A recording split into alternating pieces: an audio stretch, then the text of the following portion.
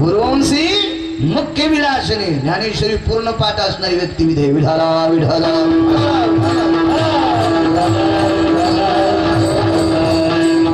चिंतामणीच्या सारखा कल्पतरूचे उद्यान कामधेनूचे खिल्लारे प्रभू मी आतापर्यंत जे भजन केलंय तुमचं चिंतन केलंय तुमच्या चेहऱ्याच्या अंतकरणामध्ये ठसून ठेवलं दृष्टीमध्ये हे सगळं पुण्य त्या भोगवादी नावाच्या नगरीमध्ये संपून जाईल आणि मला तरी कुठेतरी इकडे खाली यावं लागेल मला ती नगरी नकोय मग राधे तुला काय पाहिजे राधेला काय नसतं दिलं हो देवानं तुटक्या ताटक्या राधेसाठी काय काय ना 150 एकर इकल्या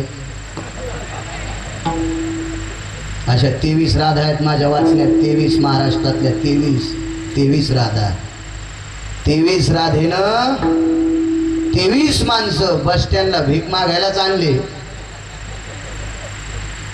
एका व्यक्तीला 650 ट्रक होते 650 नाव सांगत नाही मी काय गुत घेतलं नाही 650 ट्रक होते 650 एका 5 तुटक्या राधेच्या नादी लागला तर शेवटच्या टायमाला गाडगं फोडायला एक बोल्ट पण नाही गावसाला 650 टरकातला 23 मातीत गेले 23 मी पाहिलेल्या महाराष्ट्रातल्या यादीमधले उच्च टोकाचे एकाच्या घराला 23 क्विंटल सोनं होतं 23 क्विंटल हिऱ्या माणिकाची कोंदण त्याच्या महालाला केलती महालाला 23 क्विंटल गोळ्या नाही संपल्या माझ्या विद्याच सांगतोय गोळ्या नाही संपल्या ज्याच्या घराच्या महालाला 23 क्विंटल नुसतं सोनं हिरे वेगळे माणिक वेगळे पाचू वेगळे षडवैरुण्य लावलेला सुंदरसा महाल होता पण एवढ्या महालात राहणारा राजा 2.5 वर्षाच्या नंतर बस स्टँडला कांदा भाकरी मागत होता नुसत्या करा माऊली महाराज वरी आहे विठाला विठाला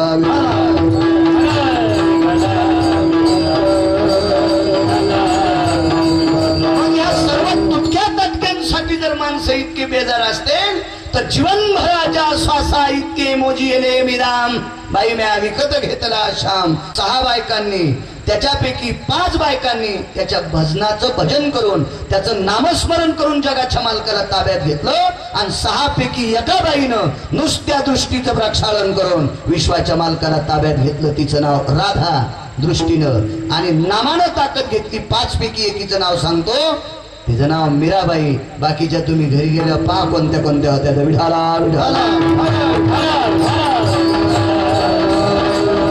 हे प्रभू जीवनभर दृष्टीने मी तुम्हाला पाहिलं असेल तुझी आवरता दृष्टी भवे आभास कवनाची नसवे प्रक्षाल चक्षुची भवे प्रांजळ स्थिती देवा तुझ्या व्यतिरिक्त मी माझ्या डोळ्यात कोणाला ठेवलं नाही रे असं जर माझं निश्चिम पुण्य असेल त्याच पुण्याईनं तुम्ही मला मान्य देईल की प्रभू आता बाकीच्या नगऱ्या देण्यासाठी तयार आहात एकच करा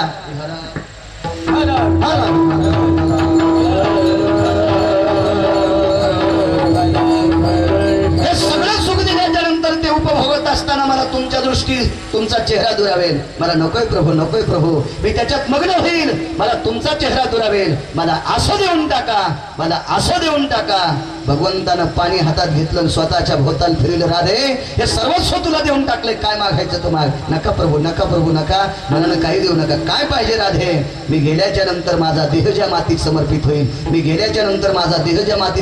होईल त्या ठिकाणची माती कपाळाला गंध म्हणून लावी जा म्हणजे कायमस्वरूपी मी तुमच्या कपाळावर बसल्याच्या नंतर तुमच्या दृष्टीचं तुमच्या चेहऱ्याचं अधिष्ठान नित्य माझ्या अंतकरणात राहील याच्या व्यतिरिक्त मला काहीच नको सुखाचे ते सुख 33 कोटी देवाच्या राजाची पत्नी इंद्राची पत्नी शची पुण्य संपल्याच्या नंतर खाली बाराशी खांद्याला यावं लागलं असतं पण नारदासारखा तत्वसिद्धांतिक महात्मा भेटला भगवंताच्या रूपाची महती सांगितली आणि त्या दिवशी जगाच्या मालकाचं रूप पाहत राहिली रूप इतकं बघत राहिली पुण्याचा संचय झाला की भगवंताच्या चेहऱ्यावर जाऊन बसली ही भगवंताचं रूप पाहण्याची ताकद आहे म्हणून ज्ञानवराय म्हणतात रूप पाहता लोचनी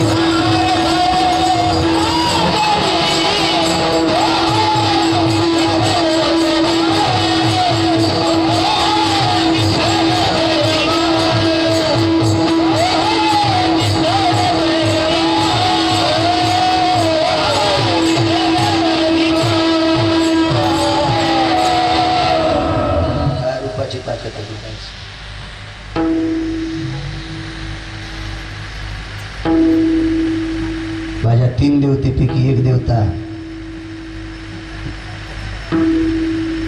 संहार कार्य आणि निसर्गाचं तत्व ज्या व्यक्तीच्या त्या देवतेच्या हातात आहे, त्या देवतेचं नाव आहे भगवान शिवशंकर. तुम्हाला आणि मला कोण्या दिवशी संपायचंय आपला मानवी प्रवास,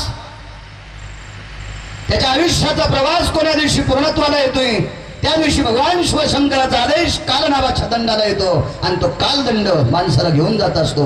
संहार कार्य भगवान शिवशंकराच्या हातात आहे. गेल्या 27 दिवसापासून आपल्याला पाऊस पाहिजे होता. कालपासून थोडंसं आभाळ ढगाळ वातावरण झाले आणि आज कुठंतरी सडा टाकल्यासारखा थोडासा पाऊस पडलाय. म्हणजे गेल्या 27 दिवसापासून आज डोळ्याचे पापण्या थोड्याशा झटकल्या आणि धरणी मातेवर सडा टाकल्यासारखं सिंचन केलंय. ही ज्याच्या दृष्टीत ताकद आहे ते माझे भगवान शिवशंकर आहेत. माझ्या 100-200 ज्ञानाच्या कोंबड्याने किती जरी उड्या हाणल्या तरी पाऊस पडत नाही. मोगड्या बसला म्हणायचं सोमड्यावर. हे सगळं त्यांच्या दृष्टीत आहे. आज हे 10 दिवसाचं अधिष्ठान माझ्या विघ्नहर देवताचं त्या बाबरी भैयांनी त्यांच्या सहकार्याने स्थापन केलेलं हे महामंडळ, हे गणपती मंडळ, हे गणेश मंडळ, हे गणपती बाप्पा सुद्धा त्या शिवजीचे सुपुत्र आहेत. बाबरी भैया भगवान शिवशंकराचेच पुत्र आहेत. म्हणून तर मी सुरुवातीला भजन केलं. पार्वतीच्या नंदनान मोर्या गजानना रे गजानना, मोर्या गजानना रे गजानना, मोर्या गजानना रे गजानना, पार्वतीच्या नंदनान मोर्या गजानना रे गजानना, पार्वतीच्या नंदनान मोर्या गजानना रे गजानना. ते भगवान शिवजीचे सुपुत्र आहेत, विघ्नहार देवता. काय शिवजींचा अधिकार असेल? रूप पाहण्याची ताकद सांगते, रूप पाहण्याची ताकद. नित्य वाराणसीहून माझ्या काशीहून 12 ज्योतिर्लिंगाच्या ठिकाणाहून माझा जगाचा मालक भगवान शिवशंकर माझ्या विश्वाच्या मालकाचं रूप पाहण्यासाठी रोज सकाळी त्रिशूळ डमरू घेऊन आला गिरिजेचा काम.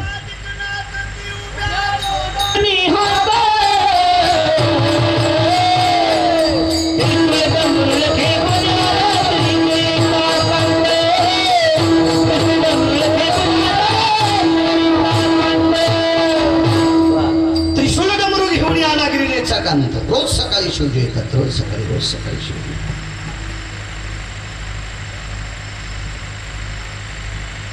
बघा ते नित्य भगवंताचं मुख पाहण्याची आणि भजन करण्याची ताकद किती मोठी सांगू तुम्हाला. शिवजी सारखं भजन कोणी केलं नाही. अख्ख्या ब्रह्मांडात भगवान शिवशंकरासारखं भजन कोणी केलं नाही.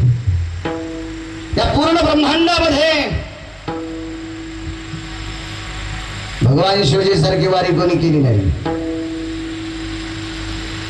10-20 वर्षापासून जे वारीला जातात का ते दुसऱ्याच्या नाकात काड्या घालतात. भगवा पंढरपूर पाहिलं का? 20 वर्षापासून मी पंढरपूरला जातो आणि तू का म्हणलं तू जातो काय? नवलाची गोष्ट आहे. अरे तुझ्या अगोदर शिवजी गेले. नित्य भगवंताचा चेहरा पाहण्याची ताकद, नित्य भगवंताचं नामस्मरण करण्याची ताकद माझ्या जगाच्या मालकाने भगवान शिवशंकराला डोक्यावर जागा दिली. डोक्यावर राम म्हणता पदी बैसोनी पदवी गेली. नुसती भजनाची ताकद, नित्य भगवंताच्या रूपाला आळवण्याची ताकद, नित्य प्रसन्न भगवंताचा चेहरा पाहण्याची ताकद भगवान शिवशंकराला डोक्यावर जागा दिली. आज पांडुरंगाची महापूजा केल्यावर बघा देवाची टाळू चाफा, भगवान शिवशंकराची पिंड देवाच्या डोक्यावर लागते. देवाच्या डोक्यावर काय चेहरा पाहण्याची ताकद आहे. लंका सुद्धा कोणी दिली माहिती? मला वाटतं त्या दिवशी सांगितलं होतं का टेकडीवर? नाही सांगितलं, सांगतो. प्रसन्नपणाने सगळ्याच्या अगोदर शिवशंकर भगवंताचं रूप पाहण्यासाठी हजर. सगळ्या देवतेच्या एकटे देवता नाही, सुरवराची दाटी उभी जोडून हात. 33 कोटी देवता पंढरपुरामध्ये वाळवंटापासून महाद्वारापर्यंत, चंद्रभागेच्या वाळवंटापासून महाद्वारापर्यंत 33 कोटी स्वर्गातल्या देवता. यक्ष किन्नर गंधर्व चारण विद्याधर लोकपाल दिग्पाल चारुवास परमहंस हे सर्व भगवंत भगवंताचा चेहरा पाहण्यासाठी तटस्थ आहे. सगळ्यांच्या पुढे भगवान शिवशंकर आहेत. आणि देवाला उठायला वेळ झाला त्यावेळेला भगवान म्हणायचे, राई रखुमा बाई तुम्हा येऊ द्या दया, से जे हालवणी जागे करा देवराया. काय आत्मयता, काय तळमळ भगवंताला बघण्याची. आई साहेब उठवा, आई साहेब उठवा, तुम्हाला दया येऊ द्या आमची. मी काशीतून आलो आई साहेब, मी रामेश्वराहून आलो आई साहेब, मी श्रीशैल्य मल्लिकार्जुनाहून आलो आई साहेब, मी औंढ्या नागनाथाहून आलो आई साहेब. आई साहेब मी परळी वैजनाथाहून आलोय आई साहेब, इतक्या दुरून आलोय आई साहेब, मला बसायला विमान नाही, मला बसायला गाडी नाही आई साहेब, मी पायी आलोय आई साहेब, नंदी घरी ठेवला आई साहेब, उठवा मालकाला. इतकी तळमळ माझ्या शिवजीला भगवंताला बघण्याची. आणि या बघण्याच्या शक्तीने, ताकदीने, श्रद्धेने जगाच्या मालकानं शिवजीला डोक्यावर घेतलं. काय प्रसन्नता. एके दिवशी विचारलं, शिवजी तुम्हाला काय पाहिजे?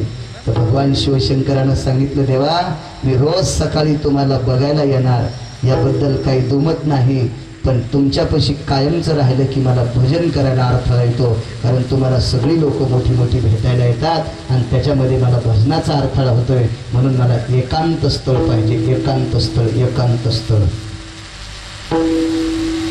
त्यावेळेला माझ्या जगाच्या मालकानं एक भगवंताचा अंश, कलेची देवता असणारी माझे भगवान विश्वकर्मा भगवान यांचं पाचारण केलं. जन्मजन्मातिथी काढी विश्वकर्माची परवडी. तो विश्वकर्मा देवता जन्नतून बाहेर काढले आणि सांगितलं, विश्वकर्मा महाराज नित्य माझं दर्शन घेतलंय, नित्य माझ्या चेहऱ्याचं प्रकरण केलंय, नित्य माझ्या भजनानंदी कंठात ज्यांच्या नित्य माझं भजन आहे, अशा शिवजीला एक सुंदरसं घर तयार करा. ते घर फार मोठा असावा. आणि विश्वकर्मा महाराजांनी शालिमार नावाच्या दगडाचं 7 कोटी घराचं एक गाव तयार केलं. 7 कोटी घराचं शालिमार दगडाचं गाव, 7 कोटी घर तयार केले. 7 कोटी त्याचा नकाशा आणून दाखवला. भगवान नित्य तुमच्या चेहऱ्याचं दर्शन घेतलं, नित्य तुमच्या पायाचं दर्शन घेतलं, नित्य कंठात तुमचं नाम आहे. अशा शिवजीला एकांतात समुद्राच्या मध्यभागी एक बेट आहे आणि त्या बेटावर एक सुंदरसं 7 कोटी घराचं शालिमार दगडाचं गाव तयार केलंय. हे गावाचा नकाशा पाहिला. आर्किटेक्ट होते ते. जगातला नंबर 1 आर्किटेक्ट विश्वकर्मा, जगातला 2 नंबरचा आर्किटेक्ट सांगता येईल कोणाला? हजाराम तुला नाही. विठाला विठाला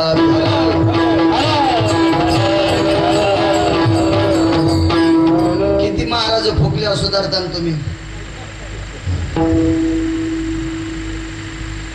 हेमाडपंथी वास्तू महाराज झाल्या त्या व्यक्तीचं नाव होतं पुरोचन. विठाला विठाला विठाला विठाला.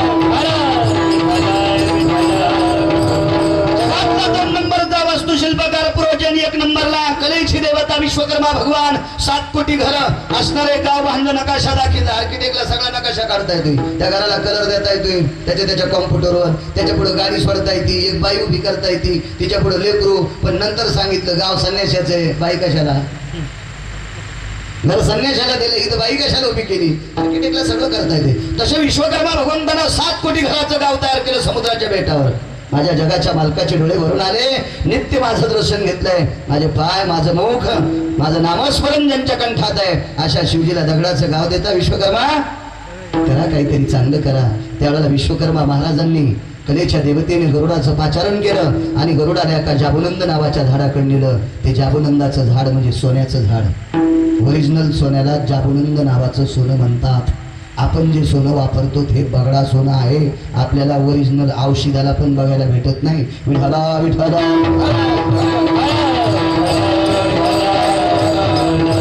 त्या जाबुनंदाची फांदी काढली. त्या खर्व, पद्म, अखर्व, भयो, शंकू, शंकू या संख्या सुद्धा सांगता येणार नाही, इतक्या अब्ज टनाची फांदी होती. आणि ती लंकेवर धरली. 7 कोटी घरावर वैशांद्र नावाचा अग्नी, सर्व अग्नीचा पिता पाचारण केला आणि त्या अग्नीने तेज वाढवलं आणि ते सुवर्ण त्या लंकेवर पडलं. त्याला 7 कोटी घर जाबुनंद नावाच्या सोन्याचे झाले. माऊली बाबा 7 कोटी घरी रावसाहेब महाराज सोन्याचे 7 कोटी. कोटी घरे येते तांब्याने काश्याची. शुद्ध कंचनाची 7 कोटी.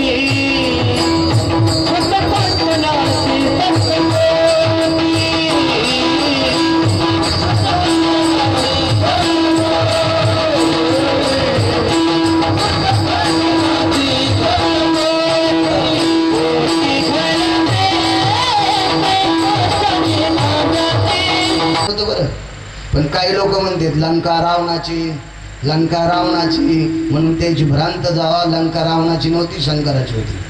ह्याच्याकरता सांगतो, या तुमच्या आकारानं काय द्यायचं असेल तर भगवान शिवजी म्हणले आपण संहार कार्य आपल्या हातात आहे.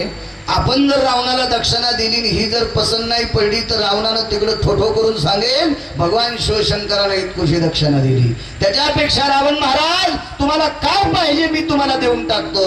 रावण म्हणले महाराज तुम्ही माझ्यावर प्रसन्न आहात प्रभू शिवजी. हो, पण मागितलं ते देतान का? ज्या लंकेची वास्तुपूजा माझ्या हाताने केली ती लंकाच मला देऊन टाका. घेतलं पाणी हातावरून दिली रावण्याला.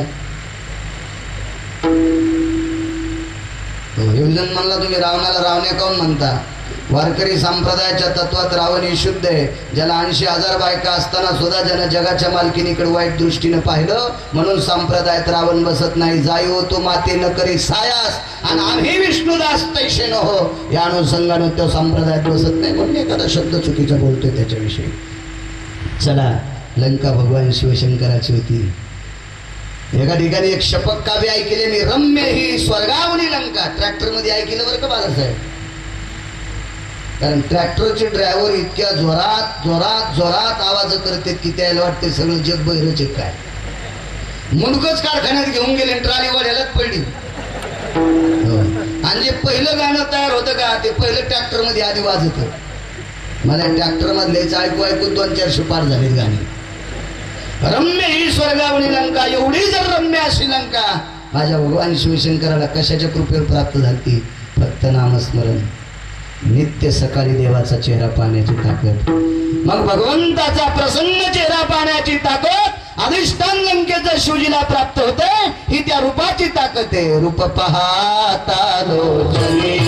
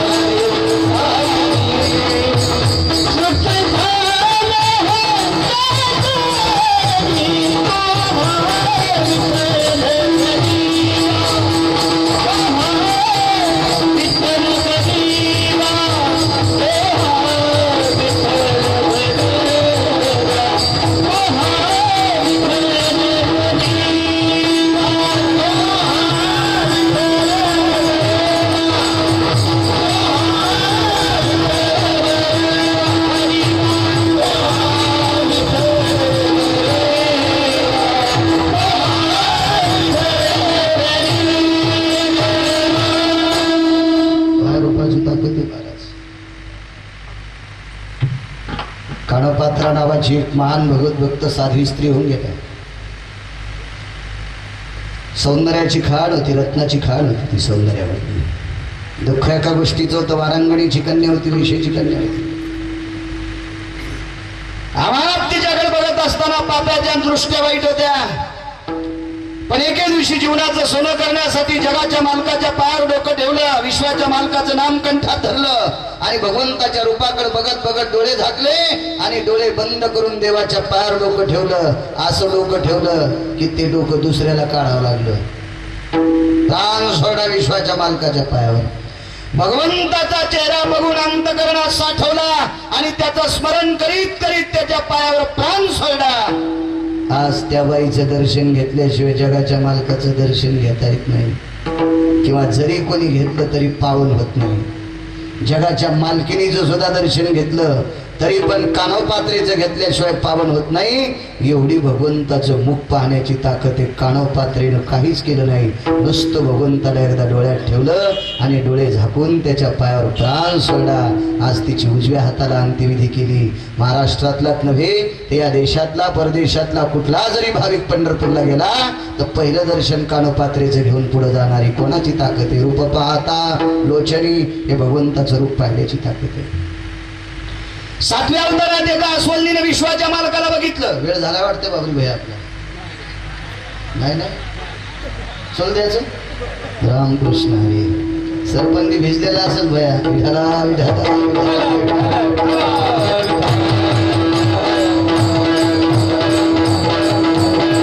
7व्या अवतारात एक मुलगी आईसोबत शिकारी करता गेली.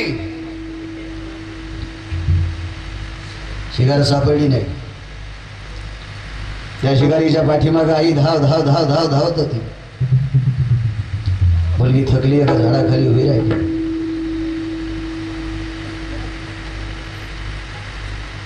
आई वापस आली. माऊली बाबा. त्या आईने विचार केला मुलगी कुठं थांबली असेल. ती एका झाडाखाली होती. पण आई वापस येईपर्यंत एका तासाभराच्या काळात एक प्रकार घडला. त्या झाडाच्या बाजूने लहानसा रस्ता होता. त्या रस्त्याने जगाचा मालक जात होता. त्या जगाच्या मालकाचं नाव होतं भगवान प्रभू रामचंद्र. लक्ष्मणजी सोबत होते.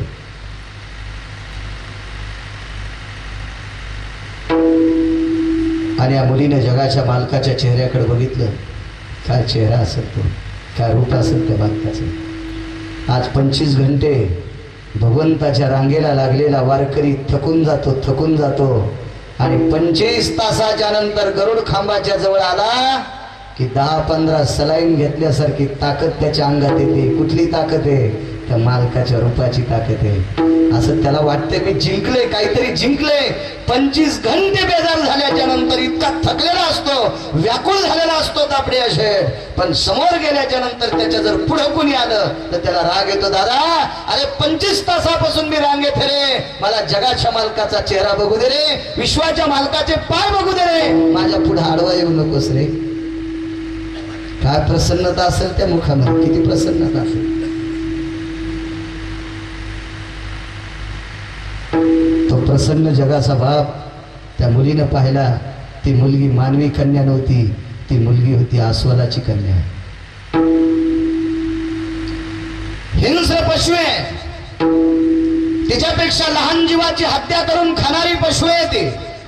सशे लाहोर चित्र खाणारी अस्वलीने तिने जगाच्या मालकाला त्रेतायुगात प्रसन्न अंतकरणाने पाहिलं. तिने विचार केला या सृष्टीवर बरंच काही बघितलं पण याच्यासारखं सुंदर कोणी दिसत नाही. आता इतका हा जगातला सुंदर आहे तर याला बघितल्याच्या नंतर टपरे कशाला पाहायचे. तो दिशेनासा झाल्याच्या नंतर तिने डोळे बंद करून टाकले. आई धावत आली. बाई, काय ग माय, तू माझ्यासोबत आली नाहीस. आई थकले होते का दमले होते म्हणून इथं थांबले. चाल बाई, शिकार सापडली नाही. आपण दोघीच्या प्रयत्नानं शिकार सापडली असती ग, पण तू मला मदत केली नाहीस ग ताई. याच्याकरता शिकार निघून गेली. आता बिना शिकारीचं निराश होऊन आपल्याला घरी जायचंय. ठीक आहे आई, चला. आई 10-5 पावलं पुढे गेली पण मुलगी चलत नव्हती. वेगात सांगतो रूपाची ताकद किती मोठी. मुलगी चालत नव्हती. आईने पाठीमागं फिरून पाहिलं. मुलगी पाठीमागं तिला सांगितलं, अगं ताई चाल ना लवकर, चाल, अंधार पडतंय, घरी जायचंय. तिनं सांगितलं, आई मला चालता येतंय ग पण पुढचं दिसत नाही. मला चालता येते का पण समोरचं दिसत नाही. एकुलती एक मुलगी त्या बाईला. त्या बाईने विचार केला, इतकी सुंदर मुलगी आपली, कारण आसोली नव्हती,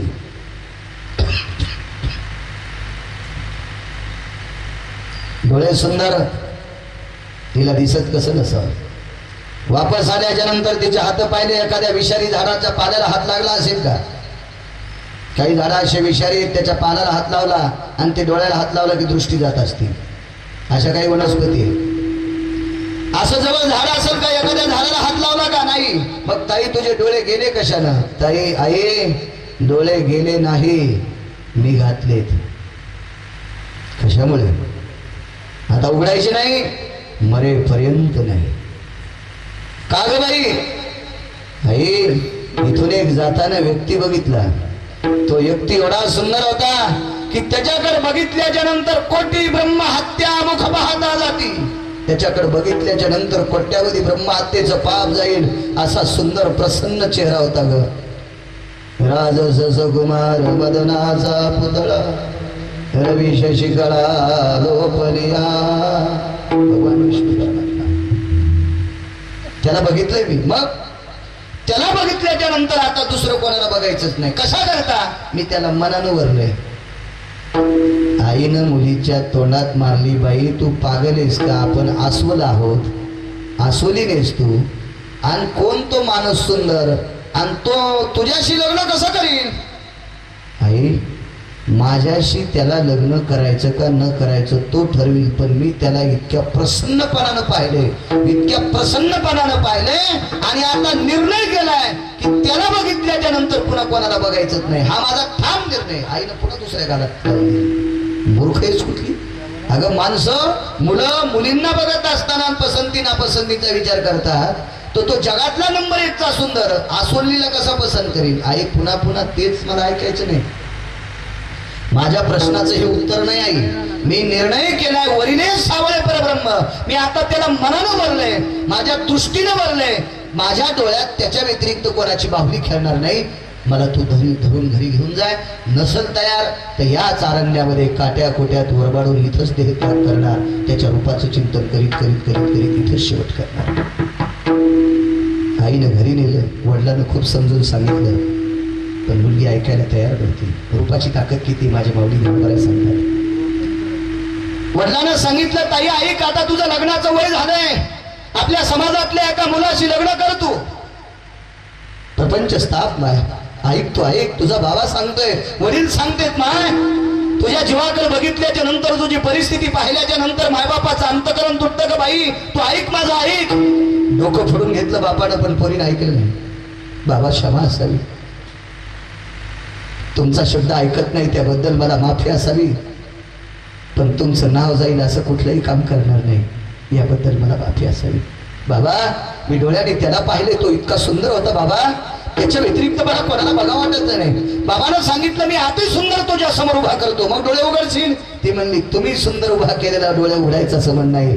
तो जर इथं आला तर आपण मग त्या या परिसरामध्ये भक्तीचं वातावरण निर्माण होते. ही ज्याच्या रूपाची ताकद आहे, मी असा पाहिलाय, मी असा बघितलाय, असा बघितलाय.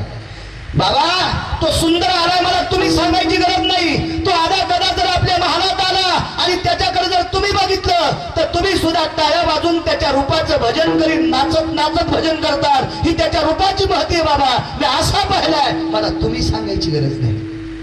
क्षमा असावी बाबा, मी नाही डोळे उघडणार.